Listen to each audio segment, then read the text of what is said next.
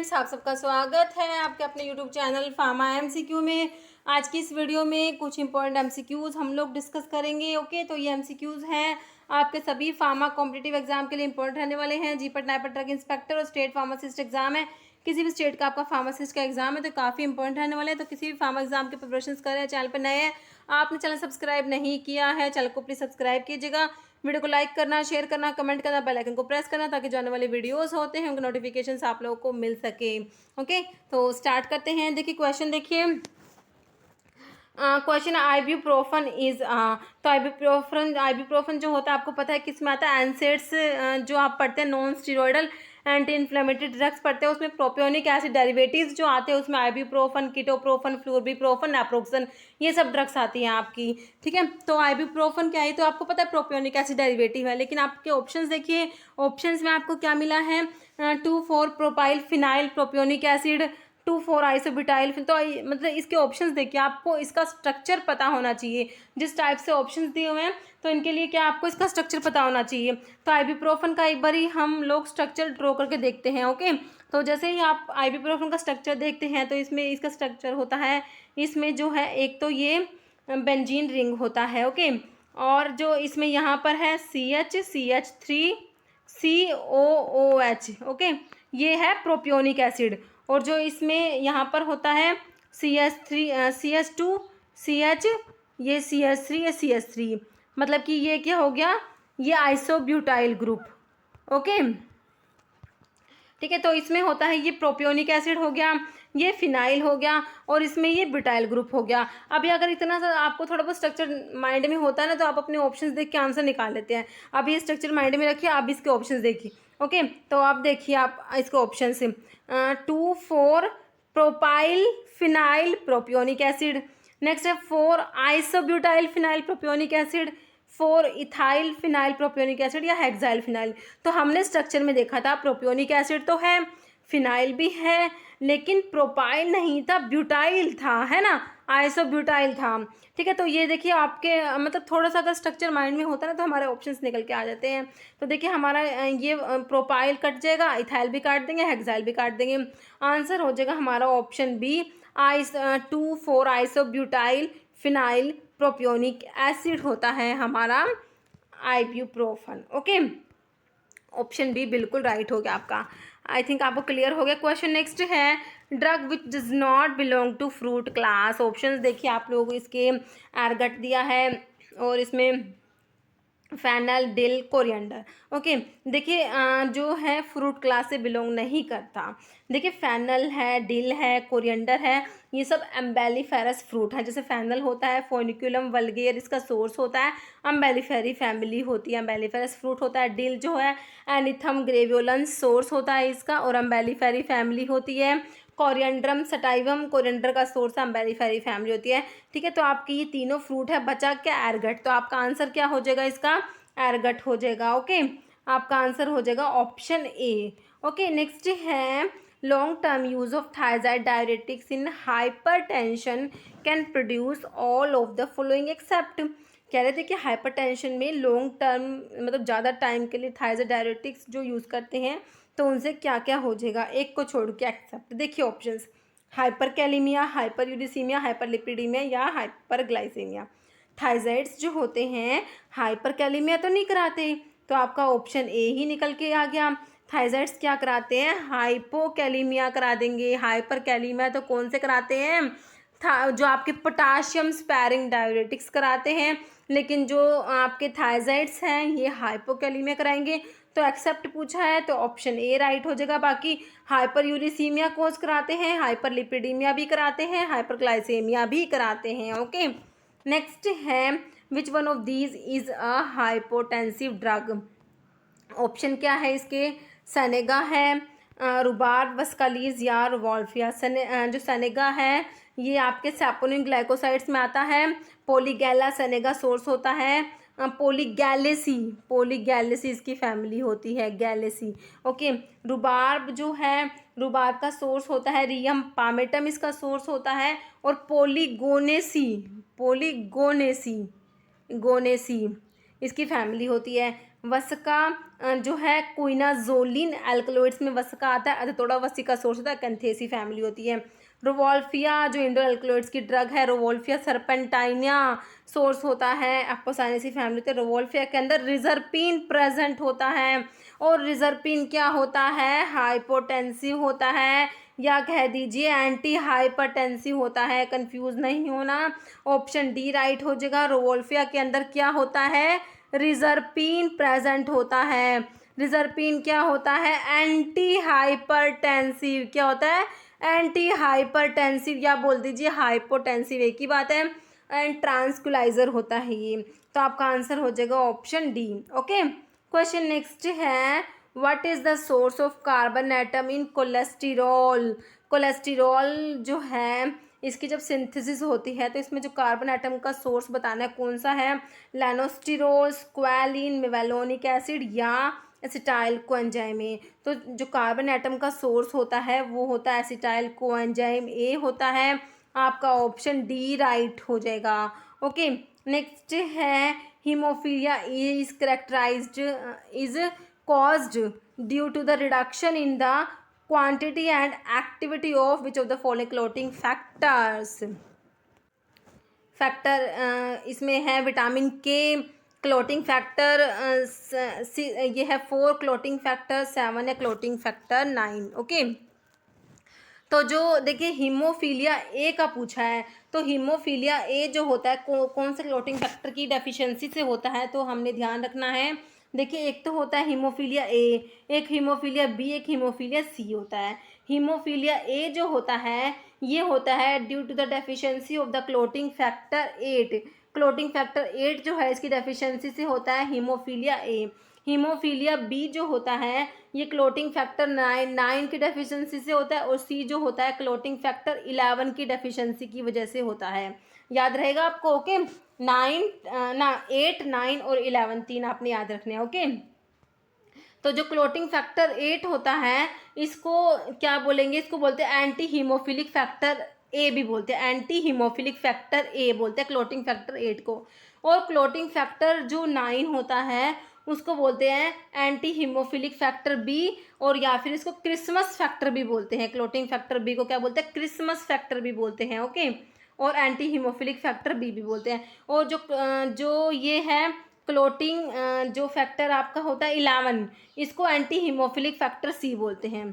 Okay, जिसकी deficiency से haemophilia सी होता है। तो आपको तीनों याद रखने हैं, हीमोफीलिया ए, हीमोफीलिया बी और हीमोफीलिया सी। ठीक है, हीमोफीलिया ए आपका हो गया क्लोटिंग फैक्टर 8 की डेफिशिएंसी से, हीमोफीलिया बी आपका हो गया क्लोटिंग फैक्टर 9 की डेफिशिएंसी से, और सी हो गया क्लोटिंग फैक्टर 11 की डेफिशिएंसी से। याद रहेगा। ठीक है, अभी जो आपके ऑप्शंस देखिए इसमें क्या क्या दिया हुआ है, विटामिन के क्लोटिंग फैक्टर 4, ठीक है सारे हैं आपके। तो आपका जो हीमोफीलिया ए पूछा है क्लोटिंग फैक्टर जो 8 है कौन से ऑप्शन में है आपके, ऑप्शन सी में आपको दिया हुआ है, बिल्कुल सही कर देंगे option C. Okay, question next है, enteric coated tablets are meant for disintegration in. देखिए एंटारिक कोटेड वाला क्वेश्चन बहुत बार रिपीट होता है, और इस सीरीज़ में जितने क्वेश्चंस आपको रिपीट मिलेंगे ना वो उसी टाइप से एग्ज़ाम में रिपीट होते रहते हैं, क्योंकि सारे मैं प्रीवियस ईयर के क्वेश्चंस इंक्लूड कर रही हूँ। तो प्रीवियस ईयर के डिफरेंट जो आपके फार्मासिस्ट एग्ज़ाम के हैं और भी फार्मा कॉम्पिटिटिव एग्ज़ाम जितने भी हैं, तो उनमें जो क्वेश्चंस रिपीट होते रहते हैं तो वो सीरीज़ में भी रिपीट होंगे उसी टाइप से। ठीक है, तो ये क्वेश्चन देख लेना आप कितनी बार रिपीट हुआ होगा। तो एंटारिक कोटेड टेबलेट्स जो होता है सिंपल क्वेश्चन है बिल्कुल। तो कहाँ पर डिसइंटीग्रेट होते हैं, ऑप्शन देखिए stomach, mouth, intestine, none of the above. Answer हो जाएगा आपका intestine, option C. Okay, question next है, ring structure present in strychnine. देखिए स्ट्राइकनीन का रिंग बताइए कौन सा है स्ट्राइकनीन में, ऑप्शन देखिए इंडोल, प्यूरिन, इमिडाजोल या फिनेंथ्रीन। देखिए क्वेश्चन देख के टफ लग रहा होगा, लेकिन अगर आपको पता है कि स्ट्राइकनीन किस में प्रेजेंट होता है, देखिए स्ट्राइकनीन और ब्रूसिन जो होते हैं नक्स वोमिका में प्रेजेंट होते हैं। किस में प्रेजेंट होते हैं, नक्स वोमिका में स्ट्राइकनीन और ब्रूसिन प्रेजेंट होते हैं। और नक्स वोमिका किस में आता है, इंडोल एल्कलॉइड्स में आता है। बन गया सिंपल क्वेश्चन, नक्स वोमिका किस में आता है, इंडोल एल्कलॉइड्स में। नक्स वोमिका का सोर्स क्या होता है, स्ट्रेक्नोज नक्स वोमिका लोगैनिएसी फैमिली होती है। ओके, और जो है इसके अंदर ये इंडोल एल्कलॉइड्स है, तो स्ट्राइकनीन में कौन सा मतलब कि रिंग प्रेजेंट होगा, बिल्कुल सिंपल है इंडोल रिंग होगा क्योंकि इंडोल एल्कलॉइड्स में आता है। आपका आंसर हो गया option A. Okay, purine alkaloids में जैसे आपके caffeine, theobromine, theophylline, purine alkaloids में आ जाएंगे। इमिडाजोल अल्कलॉइड्स में आपकी कौन सी ड्रग आती है, मतलब इमिडाजोल अल्कलॉइड्स जो है इसमें आपका आता है पिलोकार्पिन जो होता है इमिडाजोल अल्कलॉइड्स में आता है। फिनेंथ्रीन अल्कलॉइड्स में मॉर्फिन, कोडिन, थीबेन जो होते हैं फिनेंथ्रीन अल्कलॉइड्स में आते हैं। ओके, नेक्स्ट है most important component of human gamma globulin is, option देख लीजिए, immunoglobulin G, immunoglobulin A, M या ई। तो ये होता है ऑप्शन ए हो जाएगा immunoglobulin G. Okay, next question है which of the following alkaloid contain isoquinoline nucleus. तो आइसोक्विनोलिन न्यूक्लियस किस में प्रेजेंट है, मतलब कि जो आइसोक्विनोलिन अल्कलॉइड्स में आता है। तो आइसोक्विनोलिन अल्कलॉइड्स के आपके ओपियम, क्यूरारे, ये सब ड्रग्स आती है ना, आईपीकैक आता है, ओपियम जो आइसोक्विनोलिन अल्कलॉइड्स जो होते हैं उसमें। अभी ऑप्शंस देखिए, आपके ऑप्शंस में क्या क्या मिला है आपको, क्विनीन मिला है, क्विनीन जो होता है क्विनोलिन अल्कलॉइड्स में होता है ना, क्विनीन किस में आता है, क्विनोलिन अल्कलॉइड्स में आता है। हायोसाइमिन जो है ये किस में आता है, ट्रोपेन अल्कलॉइड्स में आता है। पाइपरिन और ये पापावरिन, तो पाइपरिन जो है ब्लैक पेपर में प्रेजेंट होता है। तो आपका जो है पापावरिन जो है ये आइसोक्विनोलिन जो ओपियम में प्रेजेंट होता है ना। तो आपका आंसर हो जाएगा ऑप्शन जो है ए राइट हो जाएगा, सॉरी ए नहीं डी, ठीक है। मैंने देखिए कई बार हम ना निशान तो सही पे लगा देते हैं, बोल्ड कुछ और ही देते हैं, ठीक है। तो मैंने टिक तो बिल्कुल सही किया, ठीक है। तो पापावरिन जो है ये आइसोक्विनोलिन न्यूक्लियस इसमें प्रेजेंट होता है। ओके, तो आपका आंसर क्या हो जाएगा, ऑप्शन डी पापावरिन। नेक्स्ट है which of the following is synthetic sweetener. Synthetic sweetener कौन सा है, देखिए aspartame, glucose, sucrose, sorbitol. Synthetic sweetener आपका होता है ये एस्पार्टेम होता है, ऑप्शन ए राइट हो जाएगा। नेक्स्ट क्वेश्चन है which is not the colligative property, इनमें से कौन सी कोलिगेटिव प्रॉपर्टी नहीं है। ऑप्शन देखिए, depression of freezing point depression होता है क्या, बिल्कुल होता है। Elevation of boiling point elevation भी होता है। आपको नोट ध्यान रखना है, जो नहीं है वो बतानी है। एलिवेशन ऑफ वेपर प्रेशर, देखिए लोवरिंग ऑफ वेपर प्रेशर होता है, क्या होता है, लोवरिंग ऑफ वेपर प्रेशर होता है, नॉट एलिवेशन, ठीक है। तो आपका आंसर तो ऑप्शन सी आ गया, बाकी ऑस्मोटिक प्रेशर भी होता है। आंसर हो गया हमारा option C. Okay, option C बिल्कुल राइट हो जाएगा।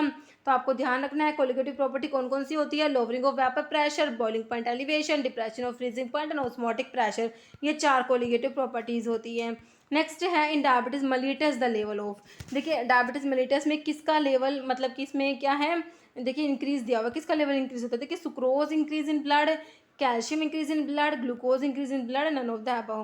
तो डायबिटीज़ मेलिटस में क्या होता है, इसमें ग्लूकोज हाइपरग्लाइसेमिया होता है, ग्लूकोज जो होता है ब्लड में वो इंक्रीज हो जाता है, इंसुलिन की कमी हो जाती है जिससे ग्लूकोज इंक्रीज हो जाता है।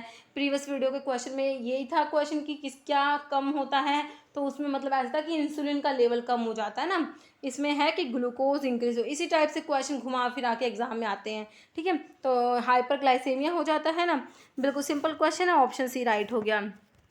नेक्स्ट है total number of amino acid in human insulin, total number of amino acid in A and B chain is. तो ये मैं आपको इंसुलिन के बारे में जितनी भी बार बातें बताती हूँ उतनी बार सारी बातें एक साथ बता ही देती हूँ कि इंसुलिन जो है ये एक प्रोटीन है, अमीनो एसिड से मिलके बना है, 51 अमीनो एसिड्स होते हैं, चेन ए में 21, चेन बी में 30। इंसुलिन है ना, सारी बातें हम करते ही हैं। पेनक्रियाज में आइलेट ऑफ लैंगरहैंस में बीटा सेल से इंसुलिन सिक्रेट होता है ना, तो हम सारी बातें कर ही लेते हैं। तो बिल्कुल सिंपल क्वेश्चन है। ऑप्शंस में आपको क्या क्या दिया हुआ है देख लीजिए, 51, 84, 32 या 8। तो आंसर हमारा क्या हो जाएगा, ऑप्शन ए हो जाएगा, बिल्कुल सिंपल है 51 amino acids. Okay, question next है 1% वेट पर वेट डेक्सट्रोज मीन्स, ठीक है, वेट पर वेट, ध्यान से क्वेश्चन को पढ़ना है। तो इसका मतलब हो जाएगा, देखिए ऑप्शन देखिए, 1 gram dextrose in 100 gram of product, 1 gram dextrose in 100 ml of product, 1 mole in 100 ml of product, none of the above. देखिए ये होता है वेट पर वेट का मतलब होता है आपका जो है 1 gram dextrose in 100 gram of product. Option जो है ए आपका राइट हो जाएगा, 1 gram dextrose in 100 gram of product. Weight पर वेट का मतलब ये 1 ग्राम डेक्सट्रोज इन 100 ml, ये हो जाएगा वेट पर वॉल्यूम अगर पूछते ना तो 1 gram dextrose in 100 ml of product हो जाता, बट हमारा आंसर ऑप्शन ए राइट हो जाएगा। ओके, नेक्स्ट है which of the following drug belong to class of antibiotic called ansamycin. Ansamycin class से कौन बिलोंग करता है? देखिए रिफाम्पिसिन, स्ट्रिप्टोमाइसिन, एजिथ्रोमाइसिन, स्ट्रिप्टोजोटोसिन। तो जो एंसामाइसिन क्लास से बिलोंग करता है रिफाम्पिन होता है। बहुत बार एक क्वेश्चन रिपीट होता है, जीपैट में ले लीजिए, ड्रग इंस्पेक्टर के एग्जाम में, मतलब कि ये बहुत सारे एग्जाम्स में क्वेश्चन रिपीट होता है। एंसामाइसिन क्लास की जो है वो रिफाम्पिसिन होती है, रिफाम्पिन होती है, जो एंटी ट्यूबरकुलर ड्रग होती है, first line anti tubercular drug होती है लेप्रोसी में भी, जिसको यूज़ करते हैं। आपका आंसर हो जाएगा ऑप्शन ए हो जाएगा रिफाम्पिन। नेक्स्ट है pyridoxine is administered with isoniazid to minimise the. ये क्वेश्चन भी बहुत बार रिपीट होता है। पैराडॉक्सिन ये आई थिंक हमने देख भी लिया होगा ये क्वेश्चन पहले। तो किसको मिनिमाइज करते हैं? पेरिफेरल न्यूरोपैथी, है ना, पेरिफेरल न्यूरोपैथी कोज करा देते हैं, मतलब कि आइसोनियाजिड जो अगर किसी पेशेंट्स को देते हैं तो उनमें क्या होता है, पैराडॉक्सिन की डेफिशिएंसी हो जाती है, उस वजह से पेरिफेरल न्यूरोपैथी जाती है। तो आइसोनियाजिड के साथ विटामिन B6 देते हैं जिसको पैराडॉक्सिन बोलते हैं, किसके लिए? To minimise the peripheral neuropathy. अभी ऑप्शन देखिए आपके, हिपैटोटॉक्सिटी, एलर्जिक रिएक्शन, न्यूरोटॉक्सिटी या नेफ्रोटॉक्सिटी। तो ये होता है ऑप्शन सी हो जाएगा neurotoxicity, option C. Okay, next है नेफाजोलिन इज़ यूज्ड इन। देखिए ये जो है नेफाजोलिन, ज़ाइलोमेटाजोलिन, ऑक्सीमेटाजोलिन, ये मेडाजोलिन कंपाउंड्स होते हैं जो यूज़ होते हैं as a nasal decongestant. Okay, तो आपका किस में यूज़ करेंगे इनको? ऑप्शन देख लीजिए, asthma, hay fever, nasal congestion या हाइपरटेंशन। तो इनको नेजल कंजेशन में यूज़ करते हैं, ऑप्शन सी राइट हो जाएगा। नेक्स्ट है बीटामिथाजोन और prednisolone are used in. Option है infection, ulcer, inflammation and none. तो इनको यूज़ करेंगे किसमें? इन्फ्लामेशंस में, आप ऑप्शन सी राइट हो जाएगा। नेक्स्ट है DNA is mainly present in. बिल्कुल सिंपल क्वेश्चन है, डीएनए प्रेजेंट होता है कहाँ पर? देखिए nucleus, ribosome, plasma membrane, none. तो बिल्कुल सिंपल है, डीएनए जो होता है न्यूक्लियस में प्रेजेंट होता है, ऑप्शन ए राइट हो जाएगा। ओके, क्वेश्चन देखिए नेक्स्ट है bile is formed in. Option है गॉल ब्लैडर, लीवर, पैंक्रियाज और डिओडिनम। अब इस क्वेश्चन का आंसर आप लोगों को कमेंट बॉक्स में देना है। इस वीडियो में इतना ही। अगर आपको वीडियो अच्छी लगी है तो उसे लाइक करना, शेयर करना, और चैनल पर नए हैं तो मेरा आप लोगों से रिक्वेस्ट है कि चैनल को प्लीज़ सब्सक्राइब जरूर करना। Okay, thank you.